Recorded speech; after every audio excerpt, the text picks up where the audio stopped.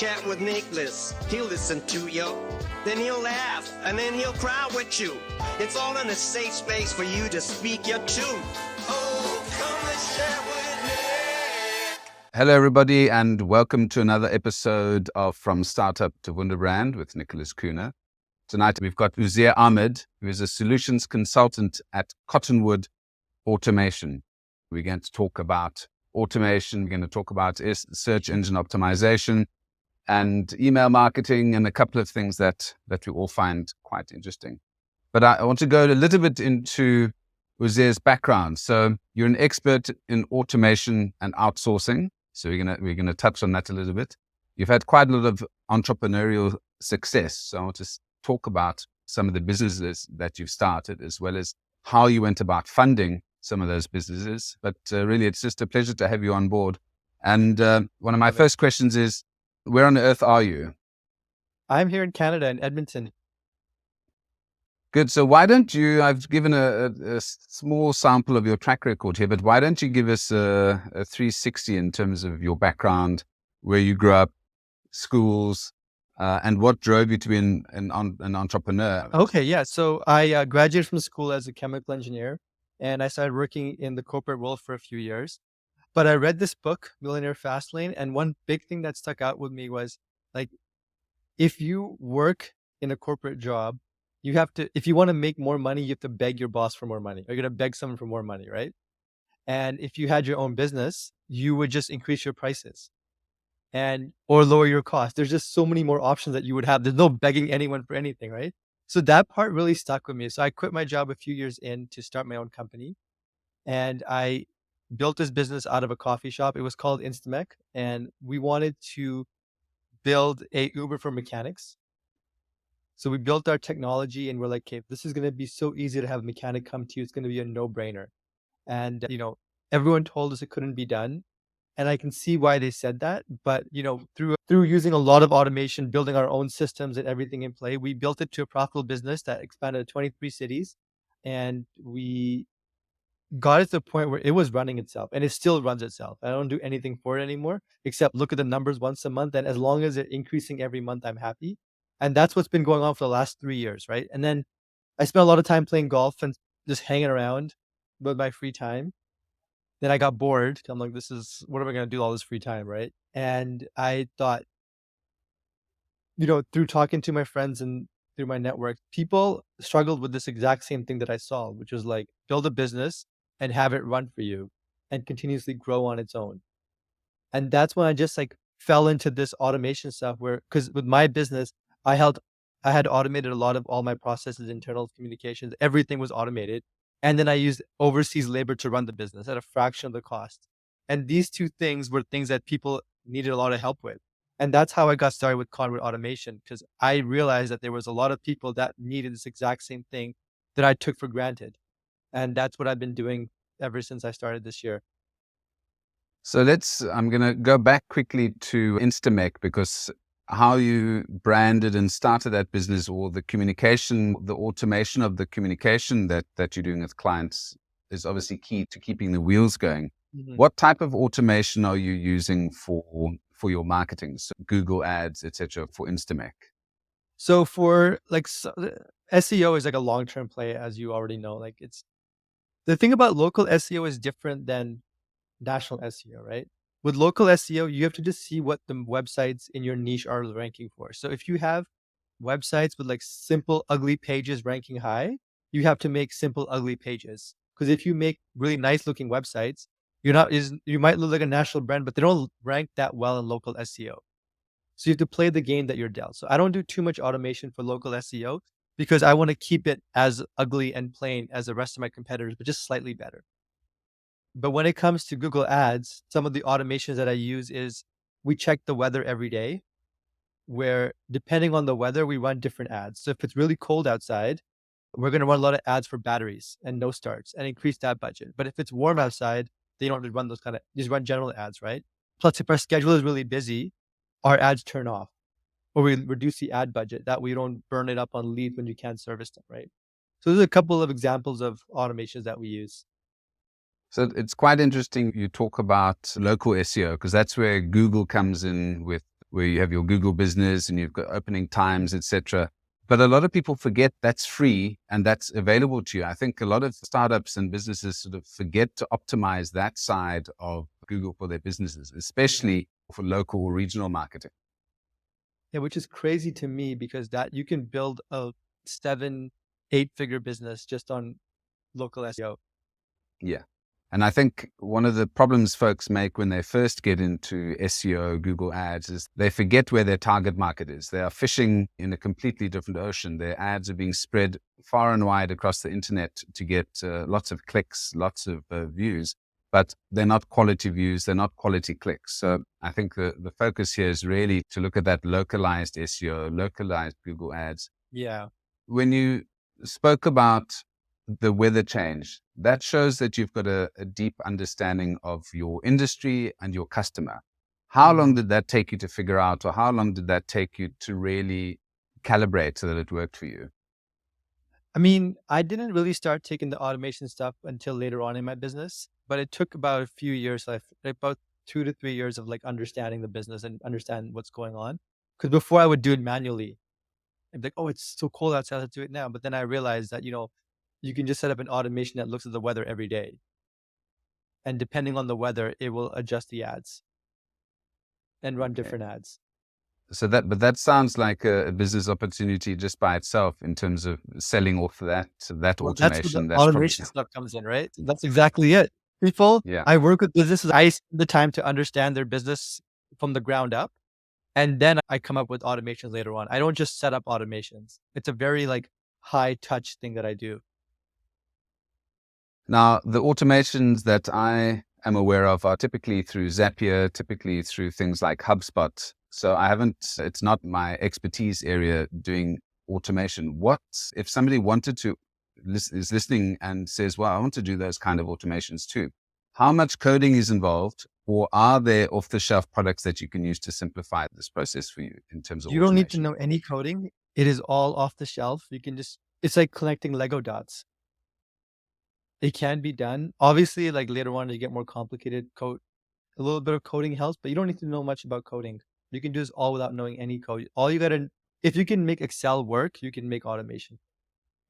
Excel is the Obviously, basic software out there, right? well, obviously we want people to come and talk to you, not do their own automation, but it is possible if you're Yeah. bootstrapping to do basic automation yourself. But let's talk about this home automation that I think that's the right term. Yeah. Home service automation. So Home it's working service with home service Let companies. me just start that again. So let me say, Yeah. so let's talk a little bit about home service automation and how you moved into that sphere. Yeah. So with home service automations, it's mostly just working on automation projects for home service companies. So like plumbing, HVAC, electrical, and doing the same thing like I just showed you about the running Google ads based on the weather for an HVAC company. So depending on the humidity, for example, or it could be depending on the weather as well, I would run different ads and just do it automatically in the background. So I spoke to a fantastic guest based in Tennessee, and he had a similar service, but it was for lawn care in the States. And it had the complexity about it is that it had both the supply side and the demand side. So they had the folks who were offering the lawn services, which they had to sell those services, plus they had to had the demand from folks looking for those particular services. Are you sort of in between that? Are you just focused on B2B, or do you have a B2C or a direct to consumer angle as well? No, I'm only B2B. I only help businesses. But that's a marketplace to describe. That's what we did with our Instamec business. It was a marketplace, but those are extra hard because you have to solve for both the chicken and the egg problem, the supply and the demand, right? So it's better to just hire the supply and focus on demand and transition to a marketplace later on. Yeah, because it in essence duplicates your work, and you've got two very different, very complex set of customers. So I can see why. It's a tough market. I can see why focusing on one area is important. Yeah.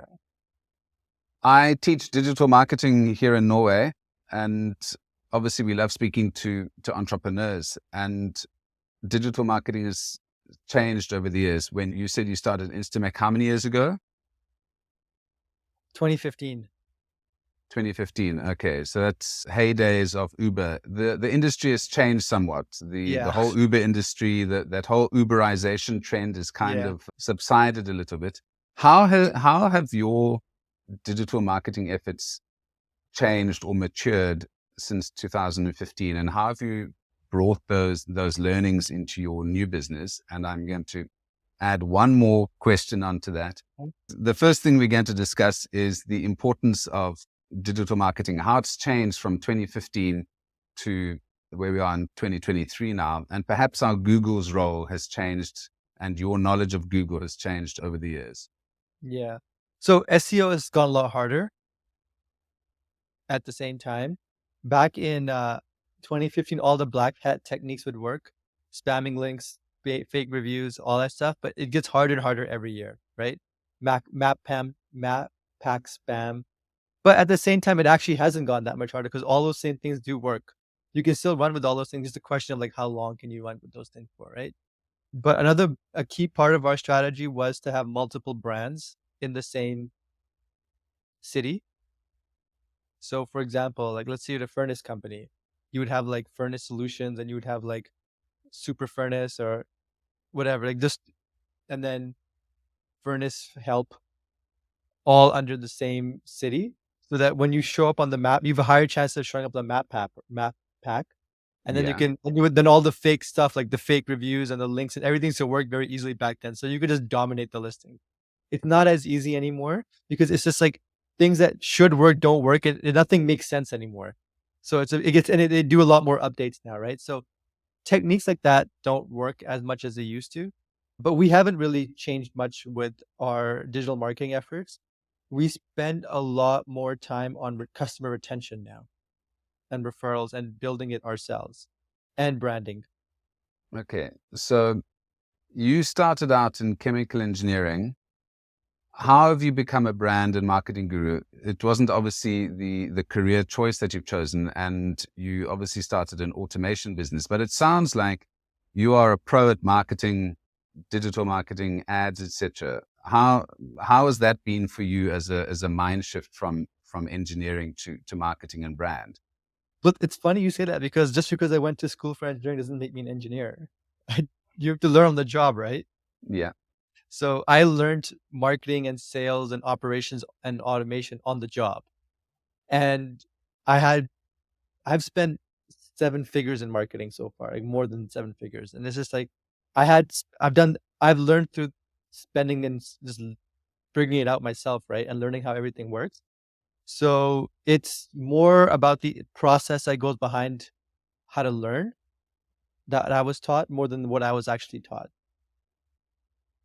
Every entrepreneur that I've spoken to, or every strong marketer that I've spoken to, hasn't done a authentic marketing degree to become a successful entrepreneur. It all seems to be on the job training. And on my last podcast, we were speaking with another entrepreneur who'd spent multiple seven figures on advertising. And he said there's a problem now with attribution. When you are starting to spend more money on digital, Google, Facebook, X, all of these guys are saying, well, that click actually came from me. You can attribute that to me. Are you finding any issues where it says you've generated $1 million, but it looks like a millions come from Facebook, a millions come from, not a million, but excess numbers have come from these different platforms? How are you managing that in terms of spend and understanding where your sales are really coming from? Yeah, the attribution problem has always been one of the toughest ones to crack. So what I do is I'll do direct attribution. So for example, if I get a lead off Google or Facebook, there's a direct ROI from there, right? But what you miss out on that is the power of branding. Like with branding, it's tough to figure out, like, is my branding working or not? But you'll know that it's kind of working because you'll see your sales going up every year, but you don't know which one it is. But the thing is, it doesn't matter which one it is because it only works as a whole. You can't really do branding in one way, right? So you have to just work on the top of the funnel, like the strategy, like how do you even stand out? What do you guys even stand for? Like what's so unique about your brand? What's your brand voice? All those things that entrepreneurs like to miss because they want to make money now, but those things matter a lot in the long run, right? Like, what do people associate with your name?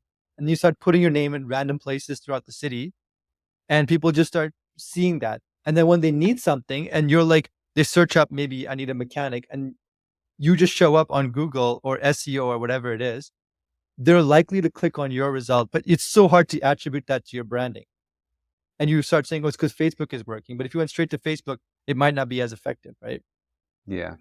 But I mean, it ties into the whole customer journey discussion, because somebody doesn't just go from, doesn't just magically click a button to buy something. There's been a process behind that. There's been trial and error. There is seeing these ads a couple of times before. There's reading articles, there's reading reviews, etc. And I think you mentioned that with the furnace companies, those just were random brand names that you gave them, for example. And because automation, because with AI and all of the design tools becoming so cheaply, it's so easy to create a logo, a great payoff line, a website, social media images, etc. I think the value of traditional brands is slowly being degraded and eroded. You're talking about personal branding and about how when folks see your face, there's more credibility, there's more of a link to the business. How important have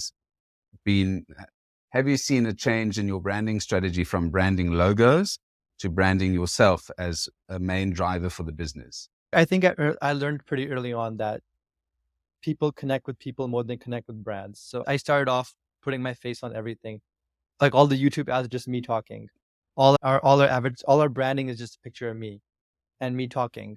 And then people say things like, "Oh, you're the Instamec guy," and I don't even know who they are, but they'll know who I am. That's when I know I've done a good job. And then I talk about my story, and then people relate to that. And those are, even if you're running an HVAC business or a landscaping business, do not make it about brand. As much as you can, make it about you as the person without naming it after you. But I think people in the service industry trust faces way more than random brands. Yeah, it's getting more and more, branding is getting more and more difficult in that sense. And you made an interesting point there. Don't name the business after yourself. There are a couple of reasons for that, I guess. If you want to exit the business, it can't, continue having your name. And one of the challenges of building a strong personal brand is that company often is stuck with you. So your name will be, linked with that company over time. So that is a risk factor. But one of the benefits, I guess, is that you can expand into different areas. So you've Instamec going into this new home service automation it's a logical stretch in terms of the business industry. If you had to go into making burgers, that might be slightly troublesome. But let's talk about the home services automation and some of the interesting stories that you maybe have there. Have you had any good success stories from the automations that you've had with some clients? Yeah, so I've been working with a few clients, and I've noticed that their feedback is just like, wow, for the first time, like, I know what's going on in my business. I know when things are being missed. I'm not in the dark anymore.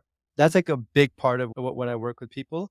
And then when I show them like what a system actually looks like, they're just like, wow, that's how it's done, right? Because a lot of people think they're running businesses, but they just pretty much have a job that's very demanding. And when they think of in terms of system, when they think in terms of automation, they don't know what that even means, right? They can't even imagine what that looks like.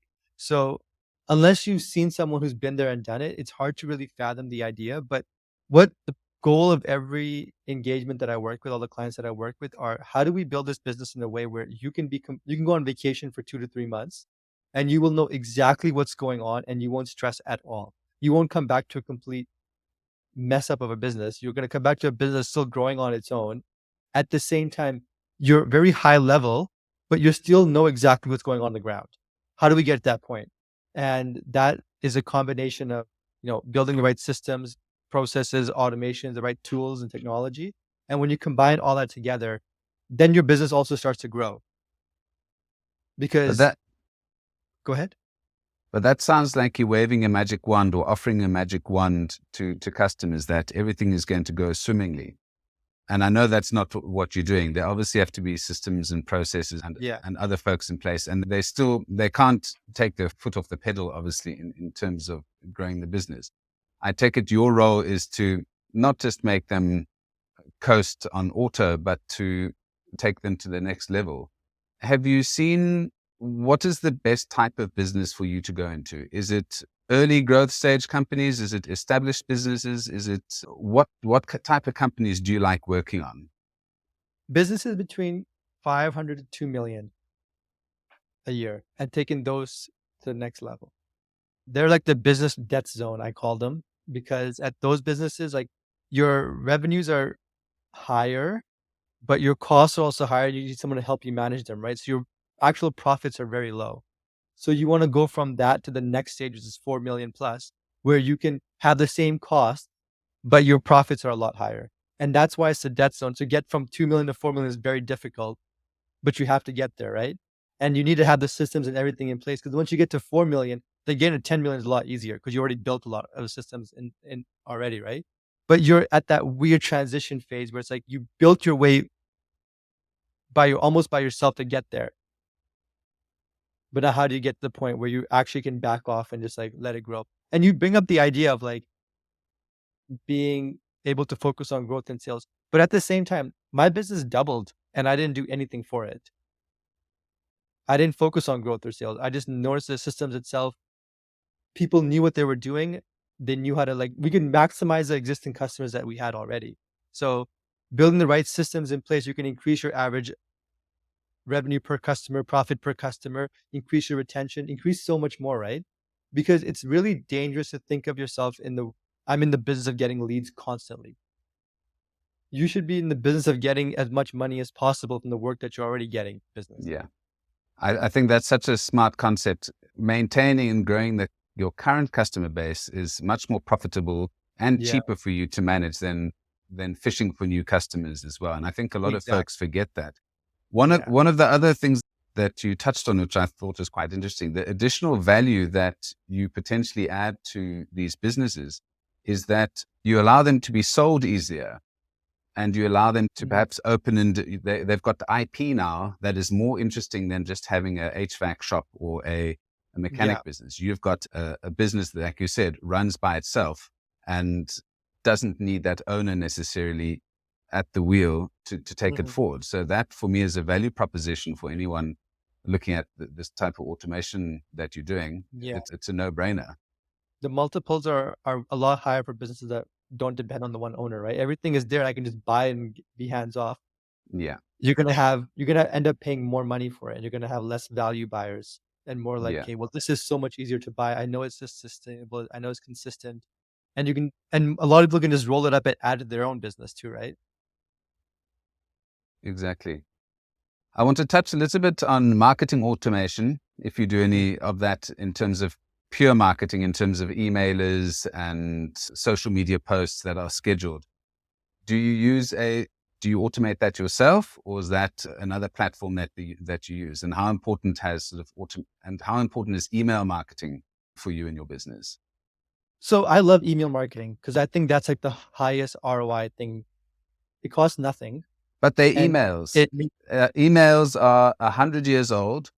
Everyone gets tons of spam emails. Why do yeah. you love emails? Sell Okay, us. so for my Cottonwood Automation, I do outbound. And the way I do it is I set up like 20 different domains and I use Gmail and Outlook as my servers. And you can buy, there's tons of lists out there, right? And then you can use something like Instantly or Smartly to send out a few leads. Make sure you land in the inbox. That's the number one thing. Make sure you land in the inbox, right? So you got to make sure you set up your systems properly so they land in the inbox. And then it becomes about the content. And if you target the right people and your content is well written, short to the point, but still like creates enough intrigue that they want to learn more and get you on the call, right? That's all you need to do. But I find that most people do a really poor job at almost all of these things. The content is too long and doesn't make any sense. And you talk about yourself way too much. You don't do a good job at targeting. And then you use one email address on a private server with no warm ups or whatever and just blast it, right?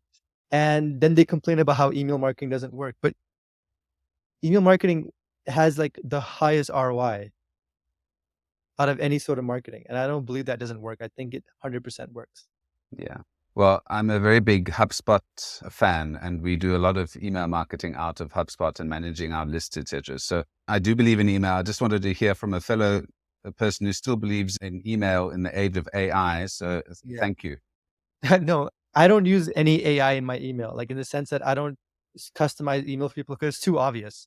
You have to, here's the thing, if you're writing email, you have to not sound like a salesperson. That's the key. And a Yeah. lot of people sound like salespeople. And if you use AI, it's going to make you sound even more like a salesperson. The issue with AI is exactly what you mentioned. People have got a bullshit radar, and they can spot a email that's been written by AI or an automated message quite easily. It's quite amazing that we haven't been trained, but you can tell if something's written too well, or if it says "Dear Sir" in an email, that immediately just kills it. I put typos in my email on purpose. I shorten words, and I don't use proper grammar. So all those who think that AI is going to eat all our lunch, they are a little bit mistaken. It's not eating your lunch. It's going to make you more effective if you know what you're doing already. But it's not. No one's going to use AI and suddenly be good at something if they were never good at it before. Yeah. So we'll skip over AI because I think everyone has jumped on the AI bus, but I'm sure you've got a lot to talk about that. I want to talk about voice search and perhaps also another interesting tool that is growing in popularity, which is Google Lens, and also the Lens function on Pinterest for people making, for generating leads or getting people into your business. I just never got into voice search. I never got into it. It's just using Siri and Google and all these different things are just so frustrating already. And they always get it wrong. And it's just, it's not going to take off until you can understand what I'm saying. It might, because it's not reliable enough. It might work a handful of times, but it needs to be like 95, 98% reliability because the frustration factor is too high.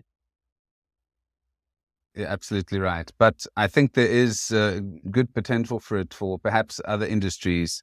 I think the fashion industry, I think furniture industries, housing, etc. There's definitely opportunities there. But when you've got strange words or difficult to pronounce names, and also if you listen to my accent, I think I speak beautiful English, but Siri and Google, it's a nightmare. But I think the first thing Pinterest should have done, I don't know if they've done it yet, was like, it was such an obvious thing. I'm like, everyone has these boards and pins. Let them buy it. Make it so easy to buy it. But I don't know, do they have it yet? No, I doubt that. They've got business accounts now, obviously, and you can buy directly through. Oh, do you mean that people can buy the boards or buy through Pinterest?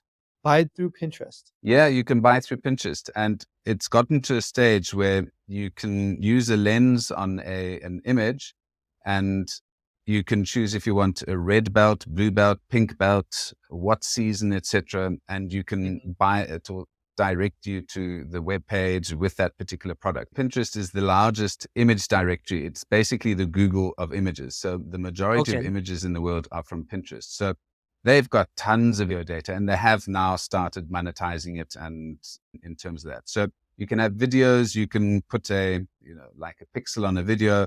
If you like that dress, you can stop it, buy that dress. So there's a lot happening in the fashion field and on the lens side. That's cool. Because I was on Pinterest in 2012 and I'm like, I love all this stuff, but it's pointless because I can't buy it. They've taken customer feedback and they've definitely listened to it. So go back onto, I would imagine your business could actually sell well on Pinterest if you take another look at it now, because you can hyper localize it. You can say, do you like this kind of, I don't know, all of the items that you're selling, etc. This is what a bad engine looks like. These are the guys who can fix it. And it's video, it's images. So I would go play around. It's definitely an interesting option. And if you're not looking for new leads, don't go to it. But that would be something to definitely look at. Yeah, I'll take a look at that. Yeah. At least I'm looking to buy. I'm gonna buy furniture for my house. I'm gonna take a look at that. You can buy directly from Pinterest. Honestly, it's really good. One of the last things I want to talk about is, I'm not sure if you keep tabs of what Elon Musk is doing with Neuralink. and sort of new advances that are happening in that space. But they've got monkeys that can use their brains now to do ping pong, and they are now going to start doing human trials. And I was talking to the user experience design class today about how that's going to change their entire world, because we are no longer going to be stuck with screens, keyboards. We are going to be able to use our minds to move things across various new screens and technologies. Are there any interesting technologies that you think are going to disrupt not just marketing, but the world in the next while? I think we're at the point right now, we don't even know what's going to disrupt it. It's such an exponential world that we live in, right? It's like asking a monkey how a skyscraper was built or how the plane flies. Like, I don't know. Like, I don't know what these AIs are going to come up with. There's so many answers that we don't know that I can guess what's going to probably stay the same. I'm still going to eat food with a fork and knife. I'm still going to like my pizzas, but I don't know it's really hard to predict. Because if you think about it, right? Like if you look at if someone was born in like 14th century and then they were transported to the 18th century, things would look pretty much similar, right? But now let's say someone was born in the 19th century, like 1901, and now they're transported to 2023. They can't even begin to fathom anything that's going on in their life. They were just hearing about the steam engine. And now we have robots doing all the work. Like we have cell phones, right? Even that itself was a huge thing. And we're going to space and stuff. Like it's too much.